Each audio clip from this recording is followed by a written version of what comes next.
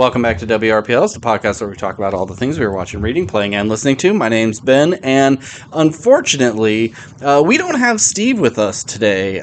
Steve had to step away from the podcast for a little bit, so we're bringing in a ringer, our only guest that we've ever had, Nick. Welcome, Nick. And I'm Steve. Oh, shit.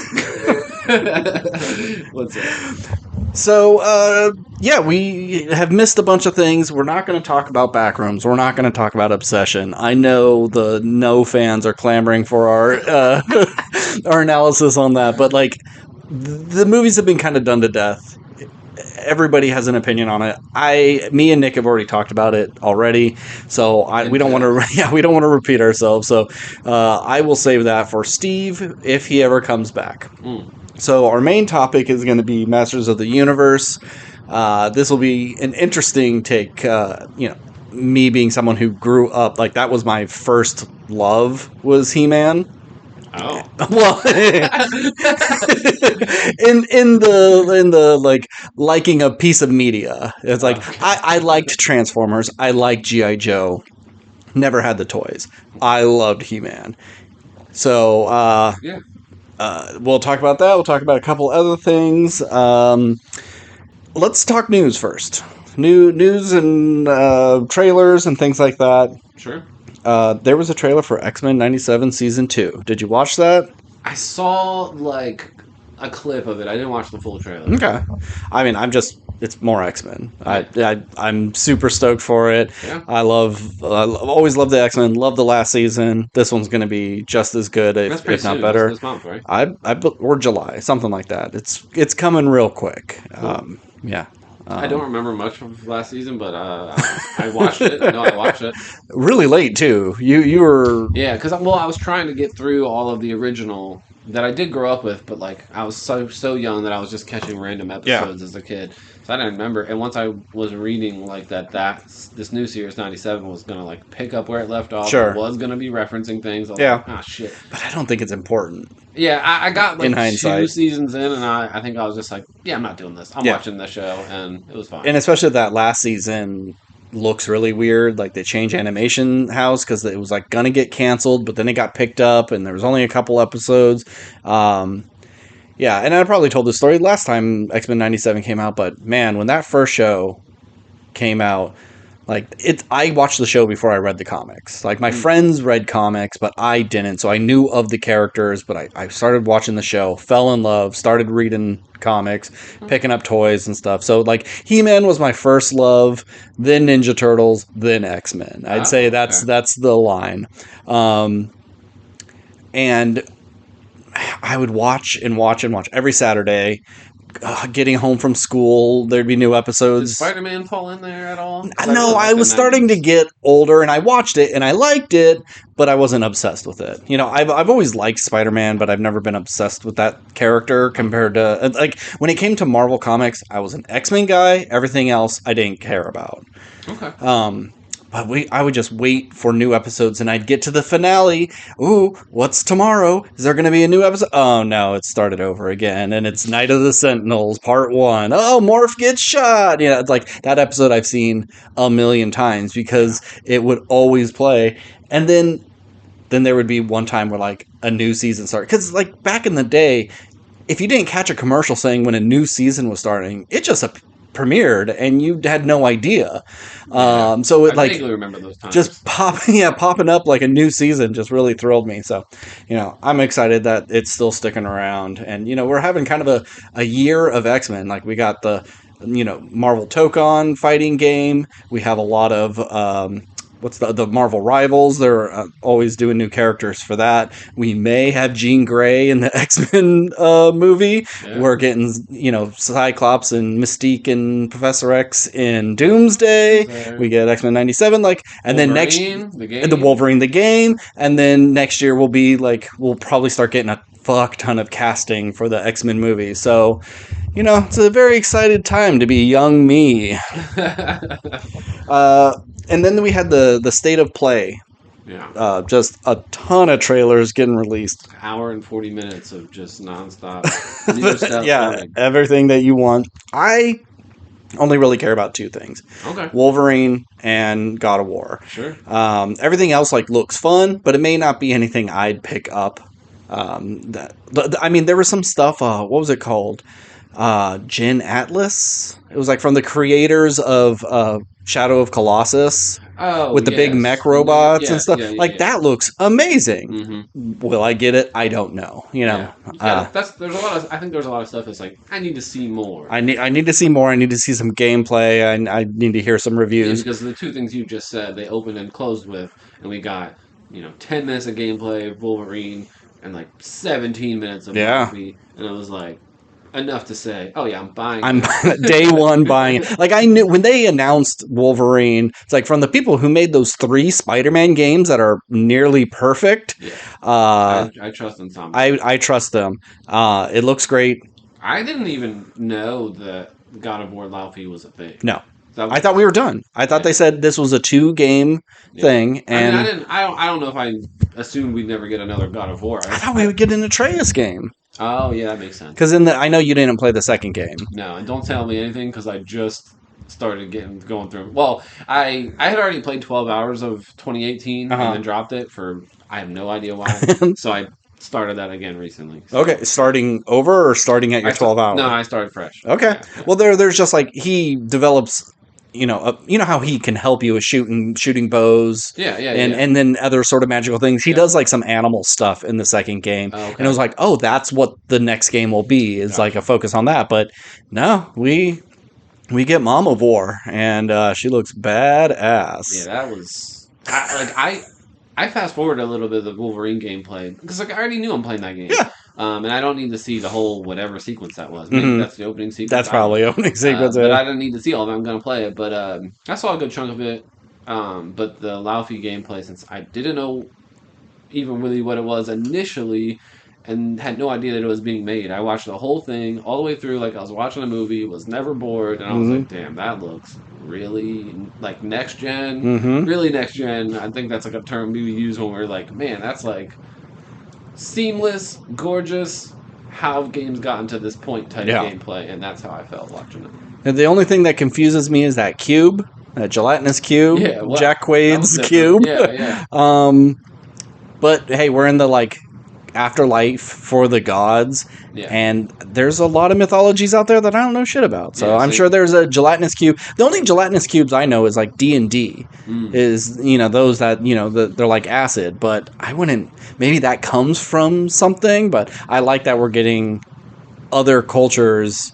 Deities in this, and then like Egyptian. I kind of thought that's what like God of War would be like. Okay, now let's do Buddhism, and now let's do the Egyptian stuff. Like, but are we thinking holiday season, like a November? I'm thinking like a November release for that game. Yeah, like every game needs to look at if Grand Theft Auto is coming out and separate themselves for a month. Like, although I do feel like the target demographic of those two is relatively different, but I think there's a crossover. Sure, but nobody wants to compete with Grand Theft Auto for sure. Yeah, it's just like Grand Theft Auto has so many different type of fans. Like there are people who just like playing the online version where you are role playing as a cop and you just do cop stuff. There's just so much more to do. Whereas like God of War is a very single player story based thing. Like me, I'm not going to pick up Grand Theft Auto. It's like it's one of those games of okay, if it's great in 3 years, I'll pick it up. Sure. I barely played 5. I did play 4 a decent amount, but 4 is the one I didn't play at all. I heard so many bad things. Like the driving was atrocious, and I liked 5. Yeah, I liked it when I played at both of them, but like just none of them held me. Like none of them, from a story perspective, as someone who like plays single player story games mainly. They just didn't hold me, really. Yeah.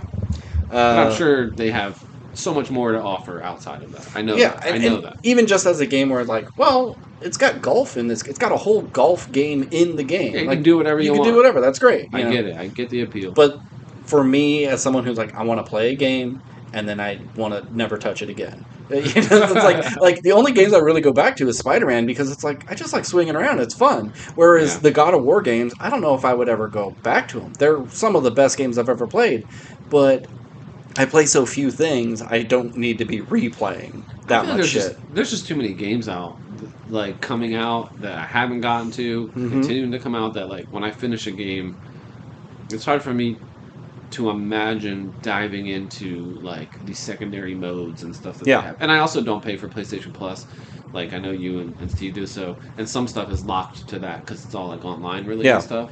Any other games excite you? Well, so I would say God of War was like probably tied for me for biggest like excitement that I had. Also, tied for like biggest surprise because I didn't know it even existed. Mm-hmm. So my secondary would be the Stellar Blade announcement. Yeah, that's so surprising. I didn't know. Well, I knew they were doing another Stellar Blade game, but as far as I knew, it was just like in development. Mm-hmm. So as far as like getting a story gameplay full like trailer like that, which wasn't part of the state of play, it was part of whatever that other thing that came out the next day was. So yeah, that's probably another big surprise and most excitement type thing. Is it a prequel? Do you think it's a prequel? No, I've read that it's a sequel. Okay. Which is interesting because the original ends on a note where like we could easily pick right there with the same character. So, but no, this is a sequel, but it's a different protagonist, similar name. Her name's Evie instead of Eve. That's just asking for problems, but I'm sure there's a story reason for that. Probably, yeah. But man, I was really impressed with that trailer. It's like we went from a main character who like uses a blade mainly, and like a gun, and maybe this character gets a gun type thing too. Who knows? But she's like all fists. Yeah. She's got gauntlets. She did have like an arm blade. I saw at one point. I didn't see her use it. All the gameplay was like boxing, kickboxing stuff, and that would have never been on my checklist. I mean, the name is Stellar Blade. Yeah, I would have never expected that. It looks amazing. I see a lot of people talking about certain parts of the trailer, but for me, like, there's like a part where she's like slipping punches, kind of. That's just like, that's so cool. It's just so cool. That tickles everything for me. That's so cool. But I've also seen a lot of like controversy already, which is the same thing we got with the original, with her like looking young. And I was like, oh, is she a kid? And like, no, she's not a kid. And like, yeah, it's just very childlike features. I would agree, but I did see like the model, the real person, and it's like a lot of like Asian and Korean women look a lot younger than they are. They have very soft features. Yeah. So, but I and other than like one shot, which is like she takes off her cloak and she does a little bit of jiggle physics on her butt or whatever. That's all anyone's talking about. It's just, it kind of annoys me, but I remember hearing the same stuff about Stellar Blade. I didn't even get into Stellar Blade until like very recently, so that's stuff that doesn't matter to me. It's all secondary to me. I don't care if the game's good. The game's good. But yeah, that was the thing. I would say that's tied with God of War for me personally. Then obviously Wolverine, and then Onimusha looks really cool. Yeah. I love those first 3 Onimusha games. Because I'm a Capcom guy. I may say that after I've abandoned Resident Evil 9. Well, but I love those games. They were so much fun, and I'm hoping it stays true and it's not too, because it feels like it's more on that Dark Souls side than it is on its original kind of almost. Well, there's a demo out. Oh, there's a full demo out. I didn't play it, but I've read people's reviews of the demo, and I'm reading people saying that it's easier than they would have liked. Okay. Which means perfect for me. Great. So I don't think it's leaning into the Souls-like stuff. I would say, from what I saw, it's probably like, I don't want to say Devil May Cry, but like just like a standard action. Okay. Yeah. I don't need to be air juggling or anything like that when it comes to Onimusha, but better than just get good mentality. Yeah, I don't want that. Yeah, that's the last thing I saw. Even today, there was like a DLC for Doom Dark Ages that they're putting out finally. That's like long been awaited. I'll play that, but I'm not paying $20 for it.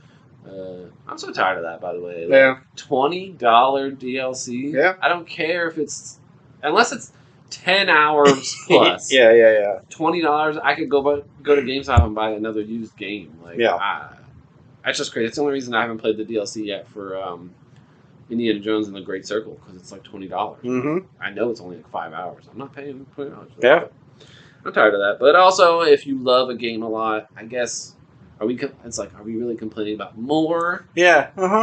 I'm trying not to, but yeah, I saw that. That was cool. Yeah, back in my day, you got a cartridge, and that was it. And you still. There's something to be said for that. But there's also I can see the argument of people that are like, well, it's just more of a game that you love. You don't have to buy it. It's like you're absolutely right. That's true. You're right. Yeah.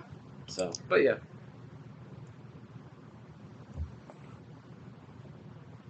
Yeah, I think Xbox had a release? I saw someone make a post like, oh, here's all the upcoming Xbox stuff. And I'm like, oh, I figured I would have heard more. So maybe it was a parody account or something like that. But everything that they showed, I was like, yep, I don't care. I'll be a PlayStation guy forever. I mean, I know that, like, Stellar Blades, I've heard is not going to be exclusive to PlayStation. Some of that PlayStation stuff we saw might not have been only that's fine. for PlayStation. Hey, Wolverine will be, and God of War will be.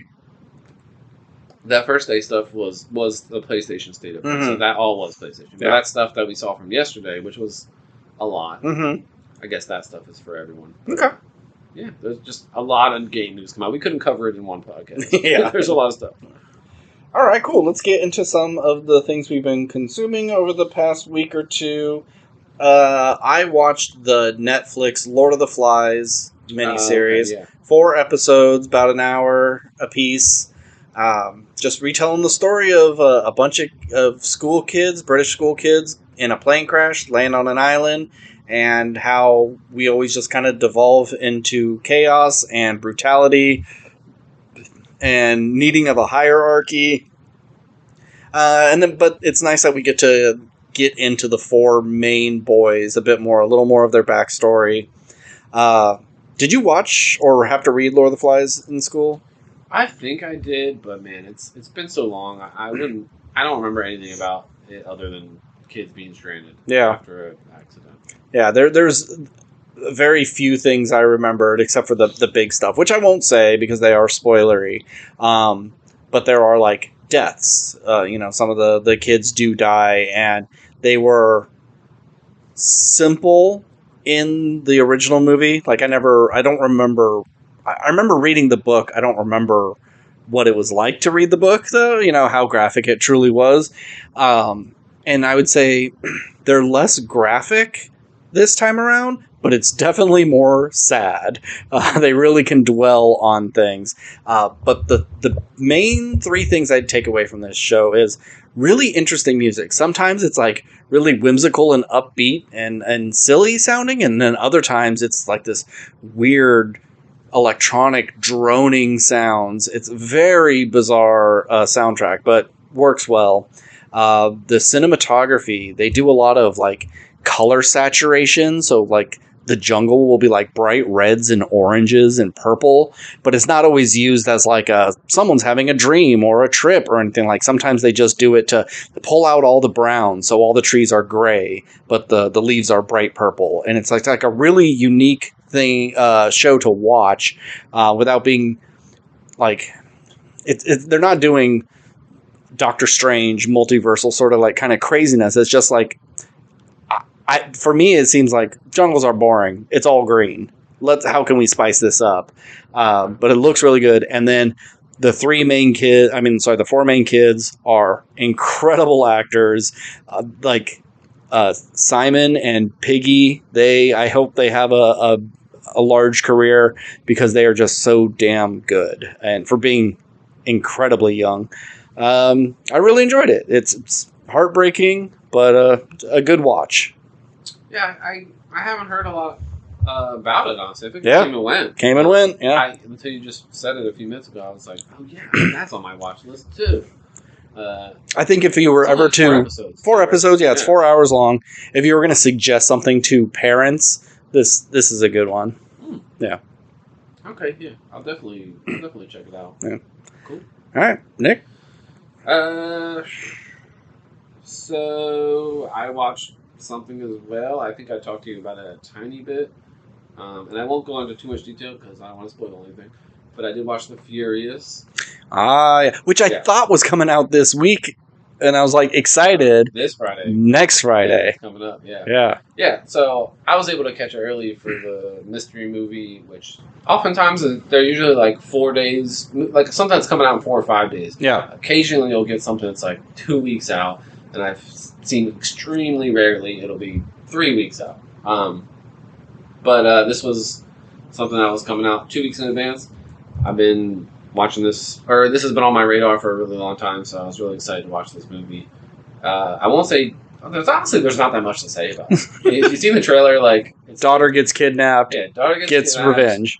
Guy seeking his daughter, trying to infiltrate this, like, child trafficking ring, comes across another guy who is looking for his wife, who was, like, a reporter, that also was investigating this trafficking ring before she disappears. And both of them are just like, at any cost, whoever gets in our way, we're going to find our loved ones or find out what happened to them. And it just so happens we both know martial arts very well. Yes. And I don't know what country this takes place in. I was thinking back on it. I don't think they ever mention where they're at. But I know it's not China. Because his daughter's talking about, like, going back to China. So I'm guessing it's just some unnamed South Asian, place. It could be Taiwan, it could be Korea, it could be anything. Yeah, so that's really all, like, there's nothing to spoil plot-wise, that's what it is. And it's like an hour and 15 minutes, give or take, and I think it's like an hour and 20 minutes of action. I'm not saying it's an hour and 20 minutes of fighting. I'm saying it's an hour and 20 minutes of like something action related is happening. It's great. I loved it. I hope a lot of people go and see it. I think I see a push for this movie that I haven't seen for martial arts movies in the States in a long time. I see it being compared to The Raid, which always kind of annoys me because every single martial arts movie that gets any kind of traction over here is always compared to The Raid. Yep. Which is fine because I love The Raid, but I think it almost leads you to believe like that scene, that genre hasn't made any progress or hasn't been releasing things in the last, 10 years ago, 11 years ago, whatever that was. So that's just not the case. But this movie's getting a real big push from Lionsgate. I think literally my only complaint is there's like a few moments of overdubbing where there's like characters clearly talking whatever, probably Chinese, whatever the language that they're speaking, and they just overdub it with English. Okay. And but there's not a lot of dialogue. No, I mean there's plenty of dialogue. Okay. But I think they just wanted to help the ratio a bit of how much you're reading and listening to, at least here in the States. I'd be interested if there's like another cut where they didn't do that as much. Yeah, and I'm sure once it comes out, you could just, watch the... I would like that, because the dubbing moments are my least favorite moments. I don't really have any other complaints with it. I think if you're a fan of martial arts and choreography and that kind of stuff, you're not going to be disappointed. The finale is like 25 minutes of pure fighting. Some of my biggest praise probably would be like how they manage like multiple people fighting multiple other people and switching the partners of who they're fighting, and spatial awareness of it all. Like they do a really good job of that. I think the only other stuff I have to say about it would be just like a short story about when I saw it. So like the whole theater is sold out pretty much, as most of these mystery movies are, especially in the summer. I was gonna be surrounded by people. It was how it was, but I knew this was what the movie was going in, so I didn't care. So I sit down. First thing was that there was no trailers at all. You never know with the mystery movies, but I thought there might be something, and that it wasn't going to start at exactly 7. I walked in at 7:05, and we're like, the movie's going. I'm like, oh shit!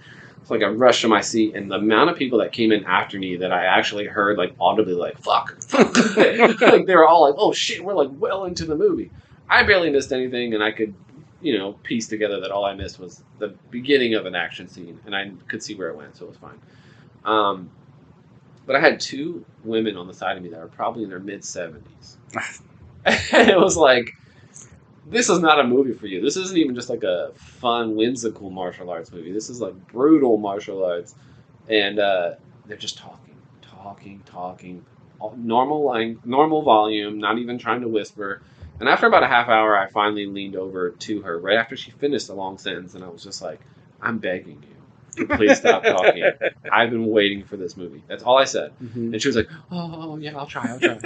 And they did. I did hear the other lady next to her say like, "What did he just say?"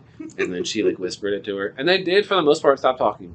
But I had to go to the bathroom at one point, and when I left, I noticed that some people had either left or never showed at the very end. So I just took one of those seats because I was going to be by myself, and then it was fine. But I just thought that was funny because then for the rest of the movie, I couldn't help but think like, what are they thinking of this movie? This is like a violent martial arts movie. Maybe they love this shit. You know, I mean, they definitely didn't know what it was. Yeah. Going in, I could tell by their conversation. But I think. Because I think most people would just go to these mystery movies not knowing what they're going to be. $5, who cares? Yeah. Yeah, roll the dice type thing. I saw a lot of people posting going like, oh, it's the mystery movie, let's see what it is. I think it's going to be Scary Movie 6. And then they go in like, okay, it was a martial arts film, and I was not expecting that, but this movie's fucking awesome. Yeah. Like, just all walks of life, people going, I mean, not what I wanted, but fucking great. That's the point of those mystery movies, is to build some good word of mouth before it comes out. So I hope that's the case. I guess I did look into the action choreographer like afterwards, just out of curiosity, and I hope more people do that because I didn't know this going into it. But the guy who choreographed this movie not only directed another movie called Ghost Killer that I highly recommend, is awesome, but he's the action, not the director, but the action choreographer for all 3 Baby Assassins movies. You're upset. Yeah, I know. And I said that to Steve. I saw him the other night. I said to him, and he was just like, "Oh my god!" I'm like, "Yeah, I know. I get hyper fixated." But the only reason I bring it up is I hope that more people will see this because those movies didn't get a theatrical release or any marketing in the States. So maybe they'll do the same, and then they'll check those movies out, and then maybe I can get a 4th Baby Assassins movie. But we'll see.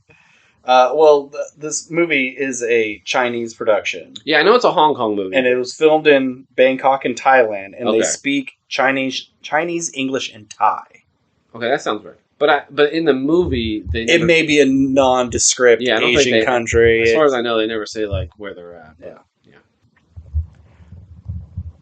So I read a book that has been on my Libby app forever. I've been like 82nd in line to use it. Do you use the Libby app at all? It's a library service. It's free audiobooks. They also have like a movie version, and it's a nice way to check books out of your library without actually having a physical thing. But they have this rule of, well, this library only has 1 copy. Even though it's digital, it's 1 copy can be in use at one time. So then you get up to 2 weeks to listen to it. And so I heard about this book. I requested it, and I was like 86th in line. So I was like, okay, it may be, a year before I get this book, depending on exactly. So I don't remember when I requested it, but I finally got it, and it's only a 10-hour book, so I was able to do it in just a couple of days. It's called Coffin Moon by Keith Rossom. It's a vampire story. I don't remember how I got put onto this book. It's probably a TikTok of someone just saying, hey, if you like this, listen to this, or, if you're into vampires, check this out. And it's a simple story. It's set in the 70s. Man has come home from Vietnam. He has his wife, and they're taking care of their niece. His wife's sister has killed her husband, or her husband, the niece's stepfather, and has gone off to jail. So they're raising this young girl, and they live above a bar that is owned by his in-laws, and he works at the bar. He's kind of having a little bit of trouble, readjusting post-Vietnam, but he's like living a good life. And then these bikers come in, and they start like slinging drugs in the back, and he kicks him out. And the mother-in-law who owns the bar is like, you need to let them do what they're doing. They're doing a favor for me, and I need you to fuck off. And he refuses to listen to them. and sees their leader and kicks him out. Well, the leader is a vampire. He was going to bite his father-in-law because he was dying. And because of his intrusion on this, he slaughters the whole family. But him and the niece were out, like she was going to go spend the night at a friend's house, and he was taking her there. Vampire came in, slaughtered his wife, slaughtered his mother and father-in-law, and kind of pissed off the bikers. So he slaughtered them too, and he's on the road again.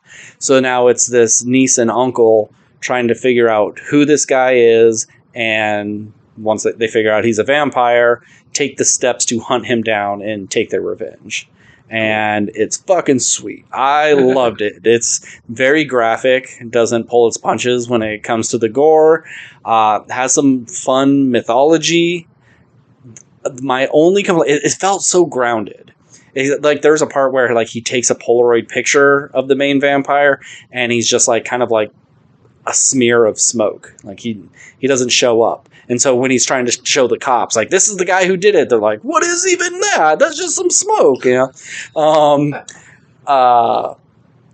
It does get a little, like, supernaturally, and I like my vampires grounded in reality, where, like, you can call to all the vampires and put a hit out on someone, and all the vampires in the world will see the face that what you of who you want dead, or you can call your master by, you know, making a circle and doing a blood sacrifice, and then he'll appear. And like, I don't know, that's a little too much for me. I don't like vampires that transform into wolves or into fog or anything like that. Yeah. I would just want blood hungry monsters. What about into like a school of? I don't think it's schools. Yeah, a flock of bats. Yeah, it's like I don't want that either. You know.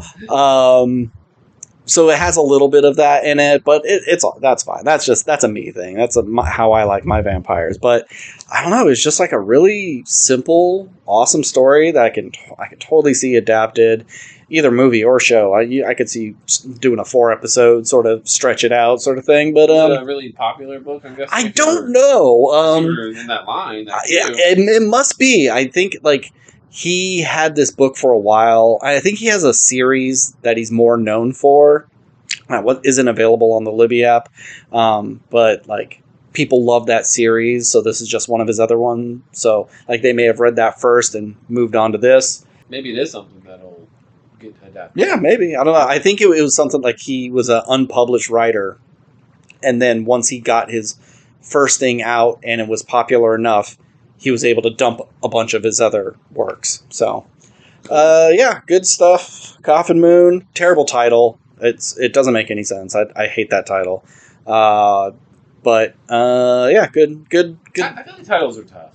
I think yeah, but it's like the phrase Coffin Moon is used in like he's in the back of the truck, or like someone's in the back of a truck and they're turning into a vampire. And it's like looking up at the moon feels oppressive, like I'm in my own coffin, a coffin moon. Like, what? This doesn't even make sense.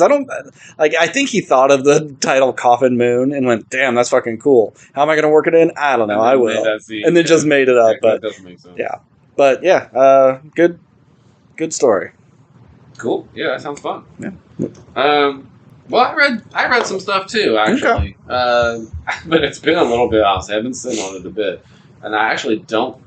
Excuse me if, like, in a bar talk, I did bring this up. So, but I read. So, Marvel got the rights to 20th Century Fox not too long ago. Obviously, that's how we got, like, you know, the Predator movies that we've been getting. Yeah, louder, man. You gotta project. You're barely coming up. Okay, so I picked up like the Marvel Aliens standalones that they did, and I picked up like the Predator standalones as well, but I haven't read those yet. Okay. But I did read the Marvel Predator like property crossovers. Oh, like Predator versus Black Panther. Okay. Yeah. So they started with a 4-issue run of Predator versus Wolverine. Then they did Predator versus Black Panther. Then they did Predator versus Spider-Man. And then there's like it all culminates. Predator kills the Marvel universe. Yeah. I didn't read that one yet. I just read the 3 standalones. So I won't talk about them too much unless you like. If you, I know what happened in Wolverine and Black Panther. Oh, okay. But I don't know how the Spider-Man one ended, because that seemed really like Spider-Man thinks he's after like a serial killer, right? And it's like really gory for a Spider-Man book. Yeah. So okay, so I do like the idea of like the Predator just kind of popping into Wolverine's life, you know, and since he's lived for so long, he's just like, this fucker again. Yeah. Okay, so you know most about it, so I don't have to go into the details really. Yeah. I'll just say like my favorite was probably Predator versus Wolverine.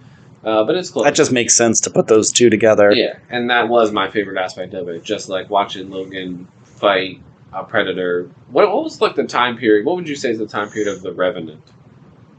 Oh, I don't know. What would you call that time period? Whatever that. It was like that time. That's when he like first encounters him. 1870, 1840. Sure. And then you see him, you know, throughout time. There's like one point where I think Wolverine is with like the X-Force or something, like the more like militarized squad that he was with, and they face the same Predator, and it's just like throughout time. I like that a lot. One of my favorite like few panels is he at one point the Predator goes into the Weapon X like facility, and Logan is like still being experimented on, and he pours like one of his little mini vats of acid on his face and melts him all the way down to the adamantium skull. And like in his mind, not quite knowing how his healing factor works, he's like, "Oh, I killed him. Cool. I'm going to take this whole body as a trophy." Takes the whole body with him back to his ship, and then obviously Logan like comes to, and he like, no face. It's like literally like a Ghost Rider looking Wolverine. It's like he's still mostly skull and then body, and he's like slashing his way through the ship. It's so cool looking. He ends up like slashing through the ship and like coming back through the atmosphere back to Earth. I would have loved to see like the Predator like, okay, time to remove this head from my trophy, and he's like there with a hacksaw, just like, what the fuck? How come I can't get this? Yeah. So I like that. Predator versus Black Panther was my least favorite, but not just because it's a character I don't like as much as the other two. It was more so like the art. I don't know if they changed artists for each. I think so. Yeah. I just didn't care for the art really. It's a fine story, but just didn't care for the art. That was probably my biggest thing. I think Predator versus Spider-Man is the best looking. Has some of the best looking art, and like you said, it's like a rogue predator serial killer. That like, I mean, I guess all the Predators skin their victims, but like he's like skinning their faces and like putting them on his face. There's like a really cool sequence where he's like stalking like Mary Jane in the subway with the power out, and he's like got a skinny face like over. It's really cool. It just didn't quite stick the landing for me. Like they were Craven in there a little bit, but there's moments where Spider-Man's fighting like the squad of Predators that's hunting the Skinner, because he's like a rogue Predator doing stuff, killing for the fun of it, not for the sport, not for the hunt. And I just feel like Spider-Man should have been whooping these Predators' asses. It's fucking Spider-Man, but it's fine. I like what they do with Craven, and I can see where they're going with it. And I know that this Predator kills the Marvel Universe culmination is going to pick up right where that left off. So we'll see. It's pretty crazy from the jump. Okay, cool. Yeah. I'm interested in it. I just kind of like put those 3 books down like 3 weeks ago. I just keep forgetting I have that last one to check out. But yeah, those were all really cool. Awesome. Let's see. Which one? Since we're talking about Spider-Man, let's segue into a different Spider-Man. Sure. We watched Spider-Noir, the Nicolas Cage Spider-Man show on Amazon Prime. The one that is maybe a spinoff from the Spider-Verse, but might not be. We don't have all the answers, but yeah, it doesn't matter. It's like, you know what this is. You know what Spider-Noir is. Yeah, I really enjoyed the show. I thought it was a lot of fun. If it was a one and done, I'd be perfectly happy. I don't need it to come back, but I think it is coming back. But like, as long as they're doing other characters, I wouldn't mind it, because I believe there's a like Iron Man noir, Wolverine noir. Like there's other characters, but with this whole, Sony and everything, like what can they actually do? Yeah. So if they are going to stick to Spider-Man stuff, that's fine, but they better do something more than just like, here's more of those scientific experiments that I rescued, and now I got to defeat them. Like, Yeah. it's got to be something bigger than that. But a fun way of how to give him his powers and everybody else, tie it to the time period and the war. I thought it was good and different, and not just the same spider from a lab. Yeah. Yeah, I also liked it. I think my only complaints maybe with the show, and I know I said this to you when I was only 4 episodes in, was like Nicolas Cage. I feel like they reeled him in, but they did kind of. He definitely did get a little more. He gets goofy at times. Yeah, he gets a little crazy, and I just don't know how much I like him. Yeah, I'm not a big Nicolas Cage guy. Yeah, I'm not. It's like it's weird. It's like I appreciate him and how much like he puts into his roles. Mm-hmm. And I don't have anything against him as a person. It's just as an actor, it's like sometimes I feel like I'm like, yeah, no, I'm starting to think like he's just not great. Yeah. Yep. Oh, you're related to the Coppolas? Okay, I guess we'll give you a role. And then it just snowballed from there. Like, okay, do you really deserve... Like, the fact that he has an Oscar... It's for leaving Las Vegas. Which I've never seen. I think he's terrible in that. He's so big. And it's like, oh, he's an alcoholic and he's having these troubles and stuff. I find him incredibly obnoxious. Like being an alcoholic allowed him to do his first like real Nicolas Cagey stuff. And then they were like, oh, this is great. And now we know, looking back, like, no, that was just him being yeah. So I think you should watch it because I'm not a fan. Okay. He seems like a genuine dude, and he's in a ton of stuff I love. I love Con Air. I love Face Off. I don't know why I said it like that. I like Adaptation, the Face Off, Adaptation. There's like a lot of stuff that he's in that I do love. It's just I don't think he's great. I think they could have cast anyone else for this. Really, for some reason, BJ Novak, from The Office. I was just thinking about him like they should have hired him. I don't know if he would have been good, but I can see him in that time period doing detective-y sort of work and being young enough to be a Spider-Man. I don't know if people would tune in for that. Yeah, it's like I think that's part of it. It's like, oh, Nicolas Cage is going to get people to look, especially since he was the voice. Sure, yeah. But like, wasn't the same Peter Parker. He's a 61-year-old man playing a 40-year-old, and he's very stiff. And I was talking to Steve about it the other night. He was saying like he seemed like he didn't like it because it was like he seems like he's fat. And like they just layered him up, to cover it up. And then when it's like the Spider version of him, he's clearly not the same guy. Yeah.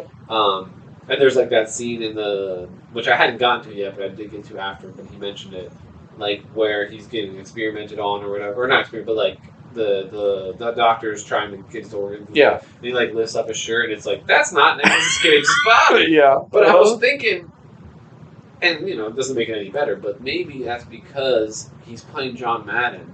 That still hasn't come out. Oh, and he hasn't lost. And he did get... John Madden's a big guy, and I know he put on weight for that. So maybe they were just trying to, like, all right, you're gaining weight in this production. We're going to try to hide it as best we can. I'm not saying that makes it good. I'm just saying maybe that's a reason for it. But yeah, I mean, they definitely didn't hire him for his athletic prowess. So, no. And it's even when he has the mask like only half on and he's beating up those guys in the bar, that's easy enough to cover with a stunt person. So I don't care. He could have been like 30 pounds heavier than his stunt guy. I don't give a shit. Yeah, one question I had was like towards the end. And I had this like throughout, and it never really got like explained for me. But one of the first episodes, might even be the first, where he's fighting Flint up on that like construction building or whatever, and he gets thrown off, and then he spiderwebs back up, and he's doing all this shit. Does like Flint just forget about that stuff? Oh, it's like maybe he doesn't necessarily see him shoot webs and just. So how the fuck did he get back up? Exactly, you'd think, okay, well, then you have to have some sort of power. Because Flint just seems to never know that he's the spider. Yeah, and it's just like, did you lose your memory from that?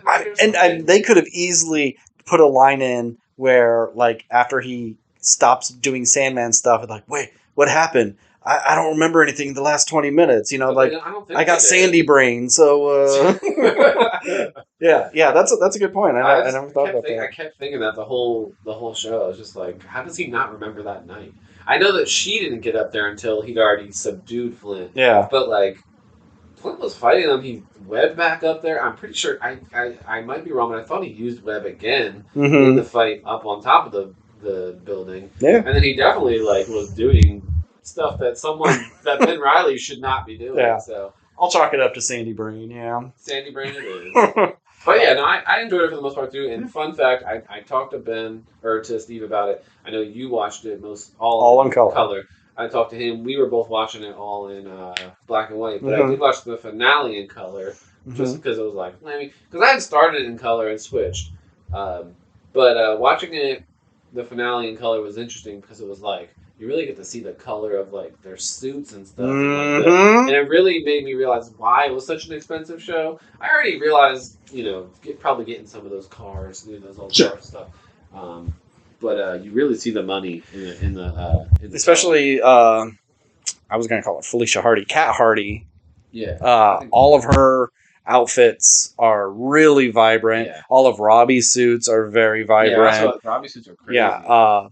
It's a beautiful show, and I get it. Like, you have to do those sorts of bold colors so you get good contrast when it comes in black and white. Like, you have you ever seen the old Addams Family television show? Like, what it was, the original show? I don't think so. Well, it was in black and white back in the day, but if there have been pictures that were released of the set, and everything is like different shades of pink, because that pink shows up really well as black and white, and it's like you kind of have to do that. You can't just go, put him in a yellow suit and then put him with this green background, and it looks good in black and white. Yeah. But I think that's what makes it's so fun to watch in color, is because it is so vibrant. And whenever we make movies of things in the past, we always put, we put a gray filter, a sepia tone, we make it so it looks like the world itself is black and white television. Whereas if you go back in time, they would have colored suits and stuff, if they had the means to film the way we do, it would kind of look like that. Maybe not as bold, but I don't know. I see the appeal of black and white. I've watched clips, and it does look good, but I think it's just more exciting in color. Yeah, I don't have an opinion one way or another, but I do think, if you happen to be listening to this right now, I think what I did was a nice way to do it. And vice versa. Maybe if you chose to do it all color, maybe you watch the finale in black. Sure. And white. But if you have the ad version, every time it goes to an ad, switch to the other version. Sure. Yeah, it was cool. Overall, I also enjoyed it. I'd watch another, but I wouldn't say I'm clamoring for more. Yeah, no. I need a big swing story-wise to kind of justify it coming back. Yeah. I really like the Shocker guy. He was like, his fucking accent was so annoying. He was such a character. Like, everybody else was just like, yep, this is me. I'm living in that time. I'm doing a voice that should sound, period accurate. He was too, kind of hamming it up. Yeah. He was, but it's like, he was the actor, so he's going big. He was. I thought it was really funny that it's like, oh, he has electricity and he was a train conductor and they called him the conductor. Oh, that's great. But then they never mention it again. It's like, that's too good of a name to not say again. He called himself something, I think. Yeah. Different, actually. Yeah. And it's like, but he's not Electro. He's not Shocker. I don't think he said either one, but it was something else. Yeah, it's just like the fire guy. Who the fuck is that? Spider-Man doesn't have a fire guy villain. And then he died real quick. Yeah. And then the black guy is supposed to be Tombstone. Tombstone is like an albino, and he doesn't have those weird Star Trek alien markings on his head. Yeah, so who cares? Whatever, it don't matter. Yeah. But still had a good time, and it was pretty funny. I had some good jokes. There was, I really laughed, and this was in one of the more recent episodes. That's why I remember it. I'm sure there's other moments that I laughed more, but that moment where he thinks he's still kind of drunk, and he thinks he's revealing to his assistant. Yeah, and she's like, "Yeah, you told me. You told me already." The montage of all the times that he was. That was pretty funny. But when that happened, I said, "Oh, she doesn't know." I thought it was already an understanding between the two that he was the Spider. Okay. Yeah, I thought the three of them were the three that knew. So when they revealed it, I was like, "Oh, okay, maybe that was just me. Maybe I just assumed." Yeah. Yeah, that made me laugh. Yeah. There was definitely other moments that made me laugh, but that was one I remember.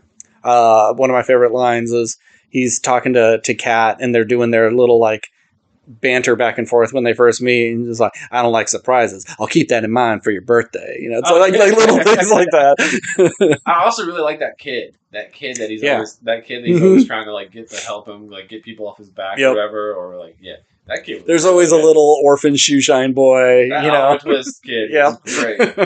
Yeah.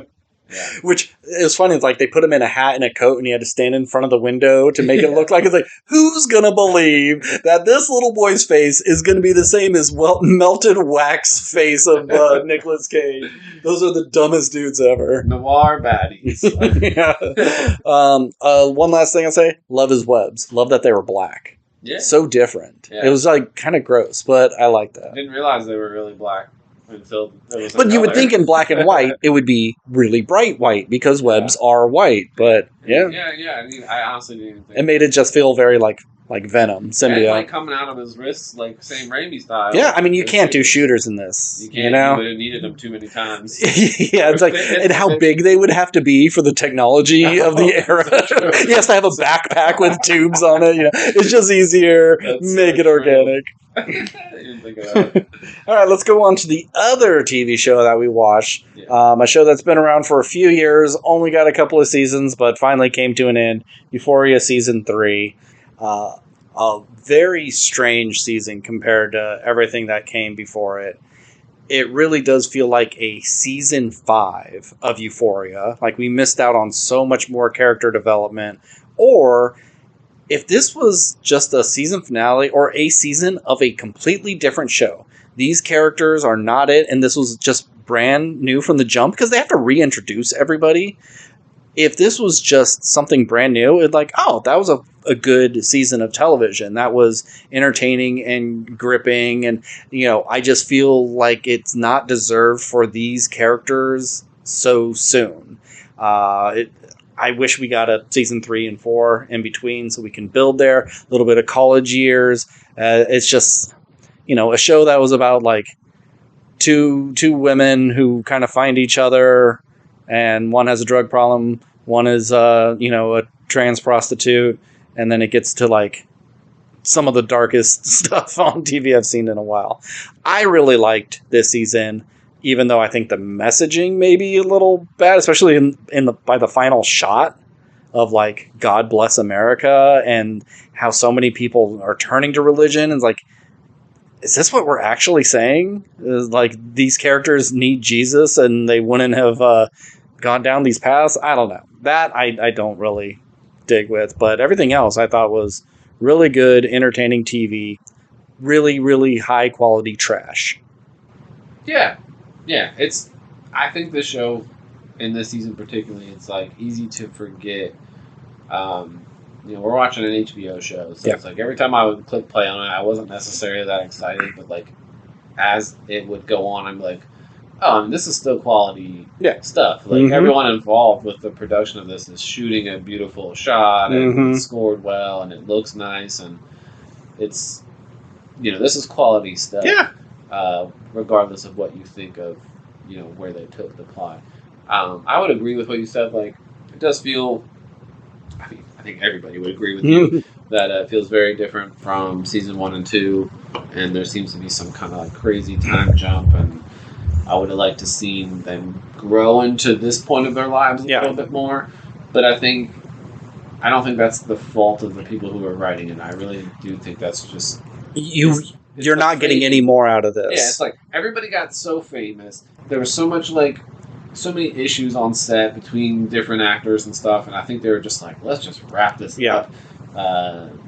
Everybody, let's just do the best we can. Yeah, and you got to wrap it up almost to a proper finale. You couldn't go, okay, this third season is going to be right after high school, they're in college, and we wrap it up there. Like, no, we kind of want to put a period on all these characters forever. I'm not saying, I didn't necessarily expect a lot of the stuff in the way that they took it, but I also would agree that I enjoyed it for the most part. But I was never, like, incredibly invested in the show. It was, like, a show that my ex, like, made me kind of watch. I don't know that I would have clicked play on it ever. In fact, my previous ex before that had watched it as well, and I never watched it with her that first season. She was always into it, and I was like, not interested. But Yeah, here we are. It is easy to watch a show filled with beautiful women who are given amazing acting performances. Yeah. It is an engaging show. Mm-hmm. Sad to see we didn't see Kat. You know, I knew she wasn't going to be back. I wonder what happened with her. I mean, we even got that other friend at the wedding. You know, they had like their fifth friend who was like pregnant. She was like a little like street trash girl.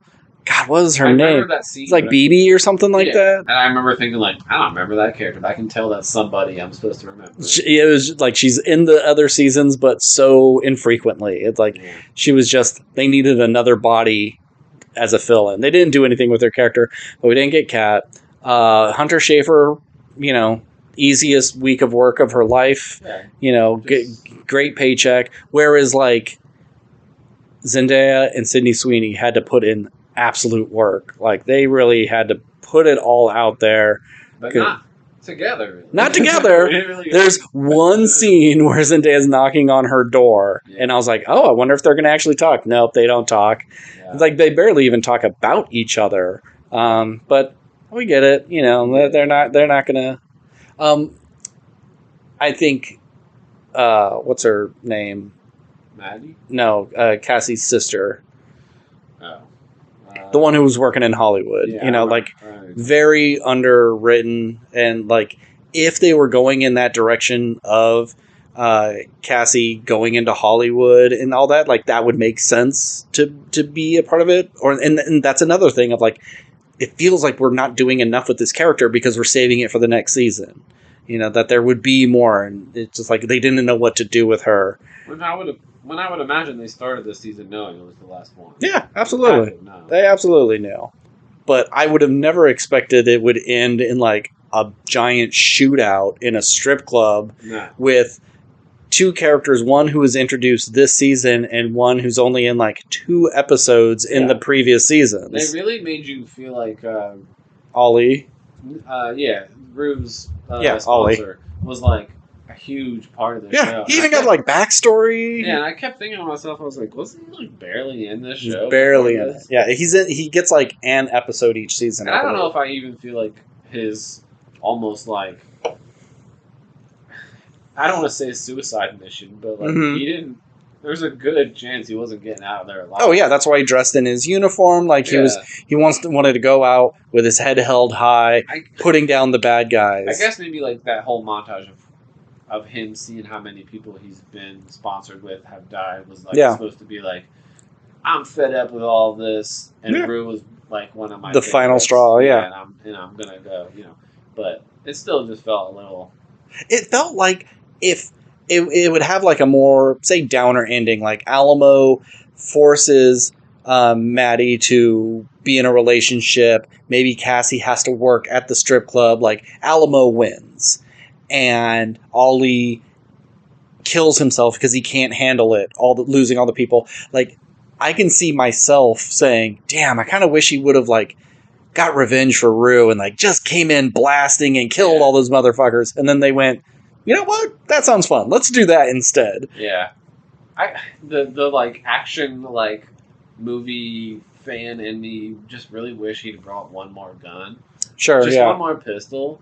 And it's just like, I don't know. I hate when it's like you feel like, oh, this guy's being kind of badass, but then it's like, oh, the only reason he got out of this alive is the mercy of this guy and the betrayal of this other character. Mm-hmm. If he had another pistol, he might have been able to handle all these guys. Yeah. But you know, that's just again, that's the John Wick fan in me maybe or something. I don't know. But I still like that whole I love the one more to be sure.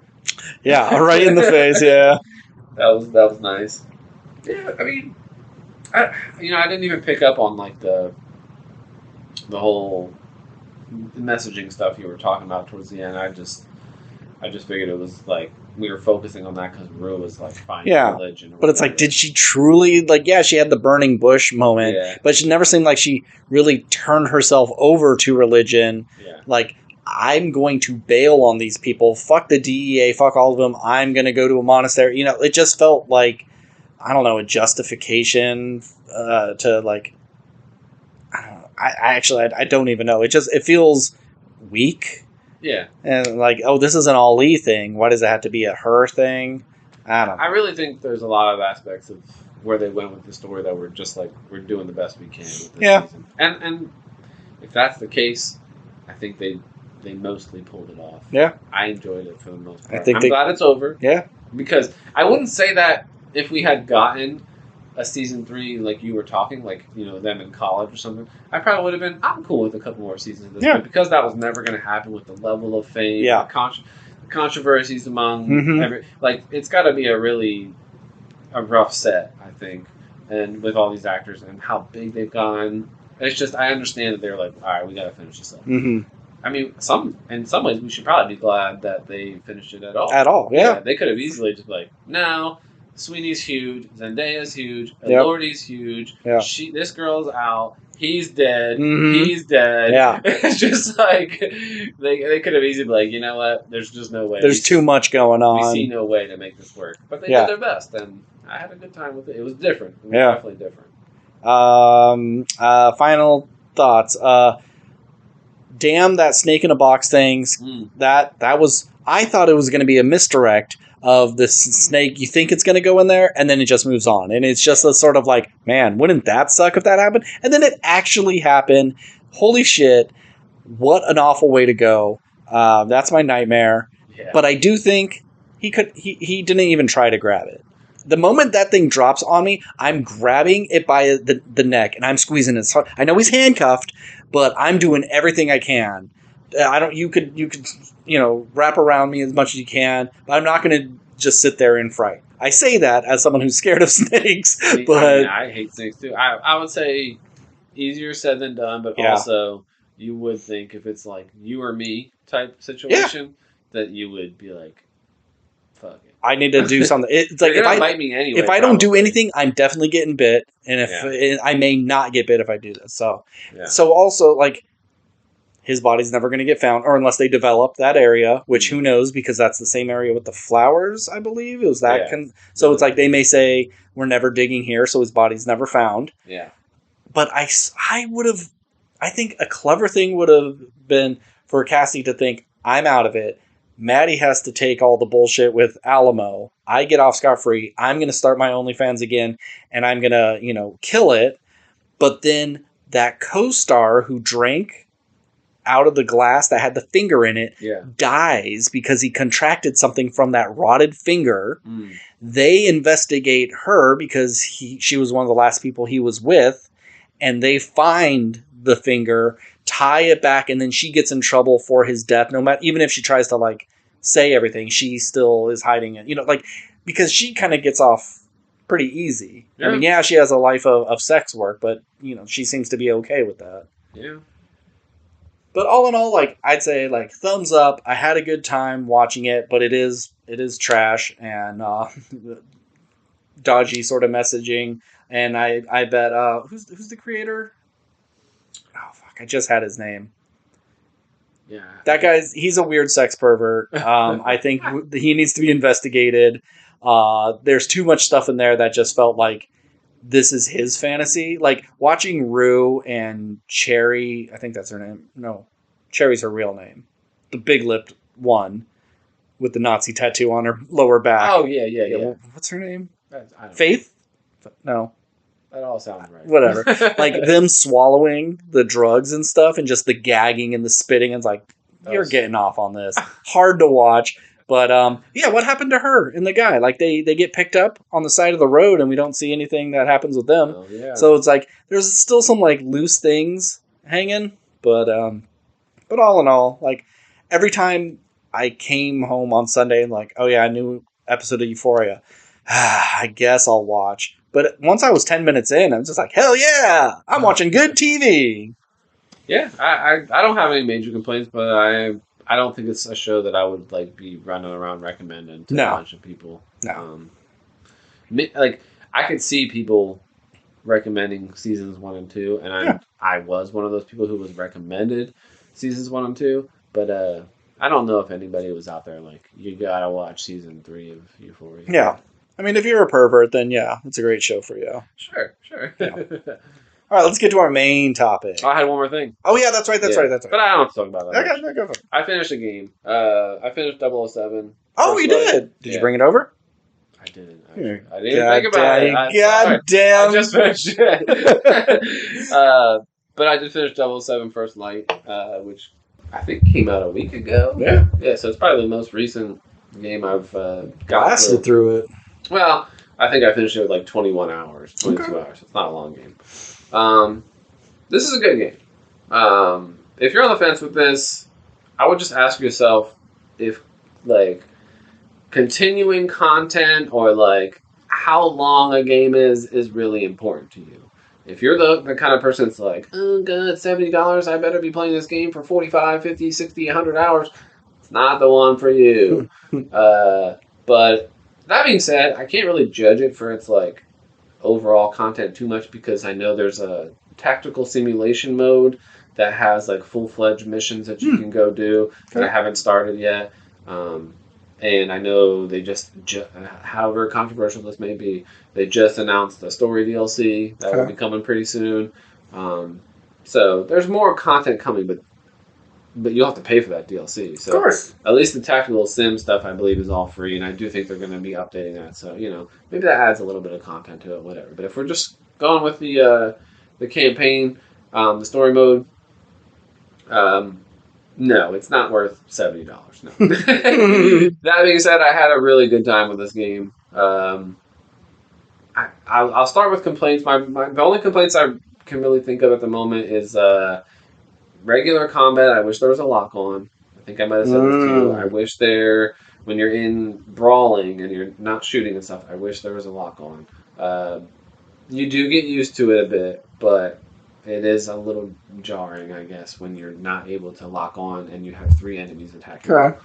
I could understand that, but there were plenty of times, like playing God of War, I turned lock on off because there would be times it would lock me onto someone that I don't want to lock onto. Well, yeah, I mean, like...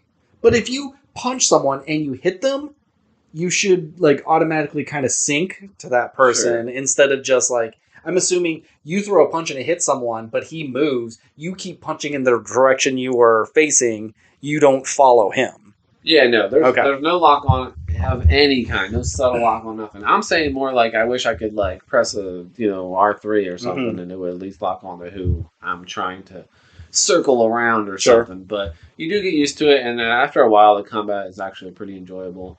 All the shooting stuff feels great. There's no lock on that either, but there shouldn't be. It's just you have the cursor.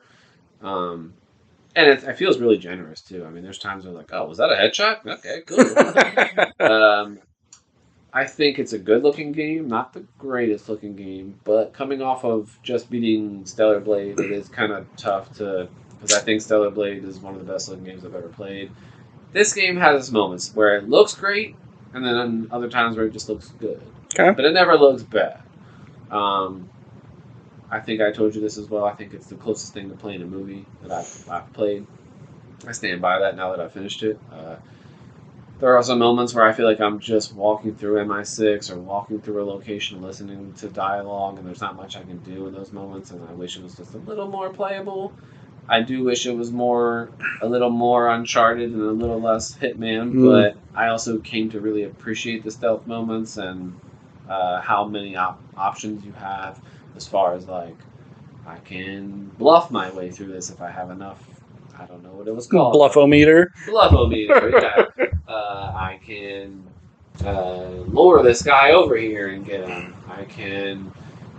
There's all kinds of things that you can do that are fun, and I do think there's a lot of moments where it's like, well, this is probably gonna, like, so if you know it's like this is a section where you're probably gonna be fighting, shooting, etc.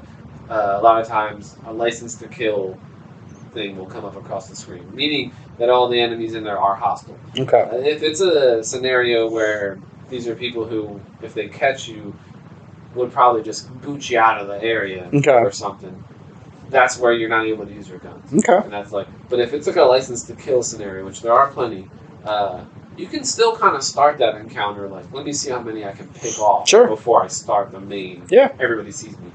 So it's the Batman thing of like, let me stealth kill as many guys as I can before I get that one. Yeah, before somebody catches me or before I'm ready to full on engage. And there's like a section towards the end where like you're in the Q lab and there's a bunch of enemies and it's like you're able to use your Q watch to hack all of the little gadgets that are all over the place. And like there's turrets, you can hack a turret to shoot this guy and hack a jetpack to hit this guy, and I'm just like hacking all this stuff, just taking all these things. That was a lot of fun. I kind of wish there was a little more driving stuff. There's hardly any, and it's so weird because I heard people complaining about the driving. Like, I saw a video of a guy's like he's in a dump truck or whatever, and it's like he's just pressing gas. He's not controlling it, and it's just like, oh, you need to turn here. Well, you'll bounce off something, and it will turn for you. You have like your control is practically pointless. I do know the section he was talking about. He might be right. Maybe I was doing stuff that was because you just feel like you need to do that. Yeah, he could be totally. But I still think that was a really fun mission, and that was just one movement from it. But yeah, there's hardly any driving in. So people complaining about the driving, it's like there's literally hardly any. I really appreciate how many options you have when it's like you have a main goal, and then you have hints that you're getting, and like, oh, I need to get in this. For instance, I need to get into the security room. Okay, here's like after some point you have like 4 different tracks you can take to get into that security room. It's like, oh, I could go through the vents and then get into the security room. But to get into the vents, I gotta like mess around with all these people that are around the vent. To get into the vent, I could try that. Or I ended up taking the route of they knew I was in this facility and the security was already looking for me. So I made sure that the security found me. They escorted me right to the security room that I couldn't get into without a key card initially. Nice. And then I got in there, and then I just took them all out. Okay. And, or you could like probably steal someone's key card. There was multiple. So there's so many moments where it's like, it took me a little bit to realize that too. It's like, do I have to do all these things? And it took me a little bit to realize, oh no, like that's the main objective. These are the alternate routes that I have to get to it, and within each route is like 4 steps to get to it. So a lot of fun stuff, very cinematic, really good, solid story too. If you are into Bond, or even if you're not, I think it's a solid story. Definitely feels like it could be a James Bond story for a movie. I wish this like Bond didn't smirk so much. I've seen a lot of things about that too. He's always fucking smirking. Yeah, I mean he's a smirky, smarmy sort of character. He really is. But yeah, I had a good time with it. Again, I don't think it's a $70 game, no matter how much of those Texan missions they add. But you know that's the time we live in. Yeah. Every game comes out at $70. I'm feeling I'm gonna say 8.5. Okay. And that's only and I know it's really high, but I'm gonna give that extra 0.5 just because I never, and we've talked about this recently, as we get older, playing games sometimes it feels a bit like a chore, like booting it up, actually getting into it, playing the game, and I really never felt that with this game. I was always kind of like relatively excited to let's pick up where I left off. Yeah. And then when I saw it winding down and I knew it was almost over, I really did feel like, damn, this is almost over already. And for that alone, I'm giving it an extra 0.5. All right, cool. Well, I'll look forward to playing it. Yep. Now let's get to our main topic. Yes. Masters of the Universe, a movie for 45-year-olds and up. I thought you were going to say for 45 people. Well, like so many, like this is a movie that if it came out 15 years ago, it'd be like, I'm a dad bringing my son to see the thing that I loved as a kid. Yeah. And maybe he'll like it. Now, if I'm a dad, I'm bringing my 25-year-old son, you know, like he's an adult. He doesn't need to care about my bullshit. So it's way, way too late. It's been in development hell for years. Like Netflix was supposed to be making it years ago. And then I think only because the Barbie movie did so well, Mattel said, what's our next biggest thing? We got to do He-Man. We got to do it. And, you know, I don't blame them when you're sitting on an IP. Hey, look, Transformers is old as shit. They were smart. They did that, 15 years ago. That, like, transcends more than... It does. Because it is just vehicles that transform into robots in our world. This is a completely different universe with so much going on. So going into this, I try to keep myself not very hyped because they haven't been super successful with every He-Man adaptation because He-Man's stupid. He-Man is dumb. Listen to his name. His name is He-Man. And all the and I'll get to that, but like it's a world filled with stupid characters that is like it's a little bit of technology, it's a little bit of magic, it doesn't make a whole lot of sense. And that's why I really like the Kevin Smith Netflix shows. I think they kind of ground it and embrace the weirdness. And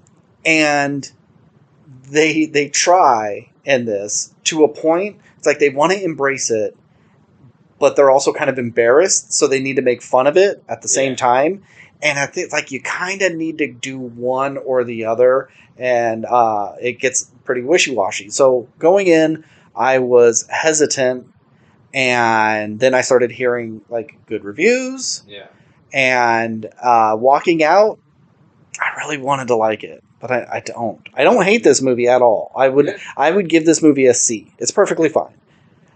I think watching this movie on mute is a great time because every time someone opens up their goddamn mouth, they have some stupid joke, and they make He-Man such a weirdo in this, which is fine. It's more than a character than he's ever had before. Like he's a nothing character from the original cartoon, but every joke is bad. There's a couple of lines that I thought were funny when he says like, "You are all but worms beneath my feet," and did he just call us butt worms? Yeah. That made me laugh because I thought the same thing. There's a line Skeletor says like, "That sword hanging between your legs." Oh, he's talking like he's talking about his mime sequence. Yeah, and I was like, are they talking about? Is Skeletor like talking about He-Man's dick? I know they were referencing like the sword and stuff. So there was a couple of moments where I thought like, oh, that was pretty good. But then when you hear the same Fisto joke for the fourth time, like we get it. They have dumb names. Because he was a kid. And I think that's a great way to, if you're not going to embrace it, it's like, well, that's not our names. This is what a kid would call us. And like, that's perfect. As someone who has no knowledge, really, of the original cartoon, I figured that's what they were doing, and I also was like, that's a good way to do it. That's smart. Dumb 80s names, but now it's like, oh, well, it's just what I called you because I was 10 years old, and I didn't know what else to call you. Yes. I like that. Because when you have people that's just like, I'm Ram Man, He-Man, Merman, they're like, stupid. Yeah. It's so stupid. But then you have someone like Tila. Oh, that's a normal name. Yeah. And then I'm Evil Lynn. Like, you really? Is your name Evelyn and you just really had to double down on the evil part? I don't know. It's like He-Man's always been just a stupid property. And it was only made to sell toys. And this has potential, but I didn't really love this movie. I was interested to hear what you thought of it because I know that you grew up with it a lot more than me because it is like an 80s. Oh yeah. It's like 81 to 84 I think was the show, and then it was on syndication for years and years and years, and then I think the movie with Dolph Lundgren was like 88 89, which I've seen. Saw that fucker in theaters. I remember the day. I'd keep that. It was a cool day because like my parents were like, we're going to the movies tonight. Do you want to see? And I may be remembering it wrong, but it's like, do you want to see Superman 4 or He-Man? It's either Superman 3 or Superman 4. And I was like, He-Man. And my sisters were like, oh, Superman. Like, no, we are seeing He-Man. And I got to see He-Man in theaters. Well, I mean, there's plenty of movies I saw in theaters that I always try to like, I saw that in theaters. Like, that's not a brag. People are like, so you're old. Yeah, so I knew it was like before my time, so I was interested to hear your thoughts on it. I thought you might like it a little bit more because I did see a lot of people saying like, this is everything I wanted as someone who grew up with this. So I was like, oh, maybe this is gonna. 8-year-old me would have loved this movie. Yeah. I thought it was okay. It's a little long. A little. It's definitely a little long. I liked Jared Leto's Skeletor a lot more. I hate that I have to say the best part of this movie is fucking Jared Leto's Who would have Skeletor. thought? But it's like, from what I can tell, and correct me if I'm wrong, he seems like a healthy mix of like the cartoon, like different versions of Skeletor. We got some humor. We got a darker version. Like Yes, he's live still action. like silly at times, but he doesn't have the silly voice. Yeah, and he looks great. Amazing. That's awesome. The best thing about this whole movie is it's got like a 19 pack. Yeah, every costume looks great. Like Man at Arms, Trap Jaw, Beast Man, like they all look so perfect. Yeah, it's beautiful, and then the world is very vibrant. It looks expensive. Some of those like chase scenes when they're in like the different ships. I know it's all CGI, but it's like really good CGI. Yeah, and it's like sure there are other times where he's like riding Battle Cat that doesn't look great, but what do you expect for a man on a tiger? You know, but yeah, it looks incredible. Yeah, it looks expensive. I believe it was expensive. Yeah, it's made no money. I think this is going to be one of those movies that just can maybe stick around. You know, it doesn't. It will always be like number 2, 3, 4 in the box office, but it's like, wow, it's in week 4 and it's still number 3. That's great. I mean, so maybe actually have some kind of leg. I think it might have some kind of leg. So. I think enough people are saying good things about it, and with the momentum of everyone going Obsession, Backrooms, we're going back to the movies. Let's go see He-Man. You know, it may get a little bit of that juice. Will we get a sequel? Probably not. You know, I don't think it will make its money to be super profitable, but they'll be like, we broke even. We're good.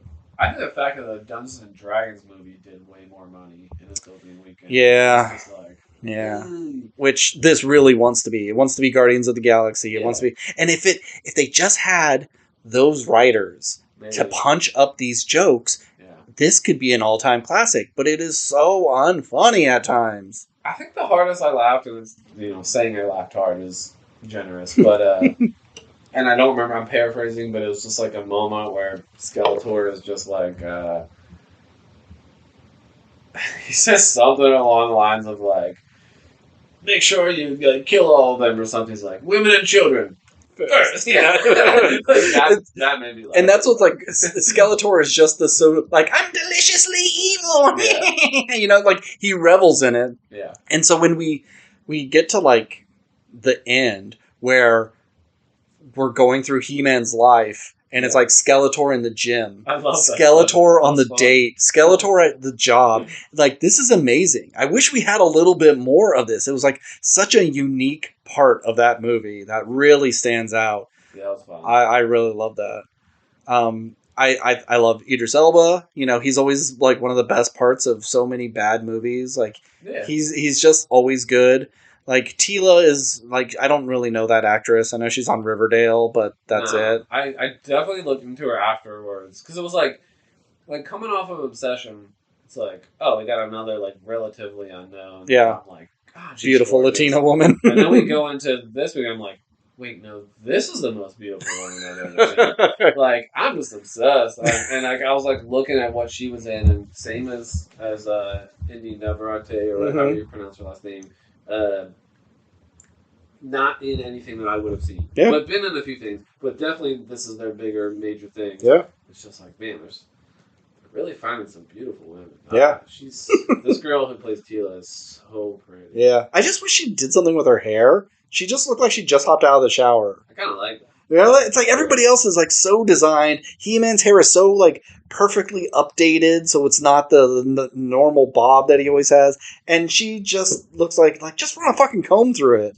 I don't know. She just had that like fresh out the ocean. Yeah, like, and if it was, she had her hair up like in the show, and through the action, it's getting more loose, and by the end, it's just that's fine. But she shows up on Earth with just this nappy kind of hair, so. Yeah, she's got like really pretty eyes. She's really pretty. Oh, she's beautiful. And I liked her in this movie too. I mean, I think no one's really bad in this movie, especially like He-Man. What a great pick! Yeah. What a thankless role of you have to be extremely buff, but you have to carry this whole thing, and you're going to get all the dumb jokes, but he does it as best as he possibly can. And you got to be kind of stupid too. Yeah, it's just kind of. But I did see an interview clip with him where I guess there is a show that he's on where he plays like a prince or something. He's like an Amazon. He's on Amazon Originals, And he's not usually that buff. So he was in Bottoms. He was like the main football player in Bottoms. He was in Bottoms. When they announced this guy, I looked him up. I was like, he's gonna be He-Man. He's so small. Yeah, but it's like when he's in his pink shirt, he looks enormous. Yeah. And then he does the I have the power, and they go, look at all of his muscles developing. It's like, no, you shrunk him down. He was not that small. Yeah. I'd say probably the worst person is probably the sorceress. Alison Brie? No, that's Evelyn. The bird sorceress. Marina Baccarin, yeah. I don't think she's giving it her all. Whereas, like, Alison Brie, she's selling the shit out of campy He-Man bullshit. And Monica Baccarin is just kind of like, I'm here and I have a bird on my head. Yeah. But, like, having all, like, those two and then, like, the girl who plays Keela in it or whatever, it's like, you got some beautiful women. Beautiful, yeah. Yep. I love seeing that. Can't complain about any of that. Yeah. Let's see. Yeah. I mean, I don't know. Like, there's not a... What else can you really say? I mean, they tried their best. I think they did a really good job straddling the line of like self-parody and taking ourselves as seriously as this kind of property could. Yeah. They threw a lot of money at it. They cast a good lead as a relatively unknown. Yeah. They tried to go the Chris Hemsworth Thor route with that. I think it mostly worked.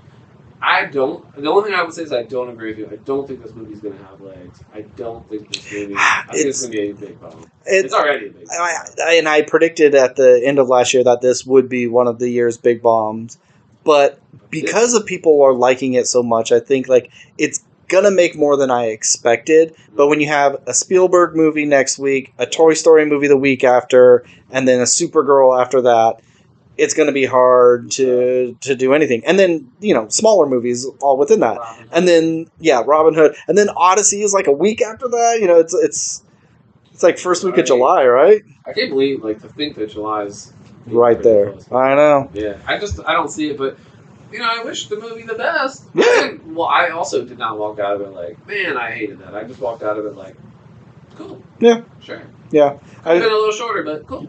And there are things that I like the very end, they're all standing around in their super accurate costumes, and they're doing the laugh. Like every episode ended with that. Everybody's just kind of laughing because I figured that. Yeah, it's like they were doing it so hard. I was like, "This has got to be a reference." Yeah, and Orko popping up, doing a lesson thing. Very very much like this is as best as you could possibly do.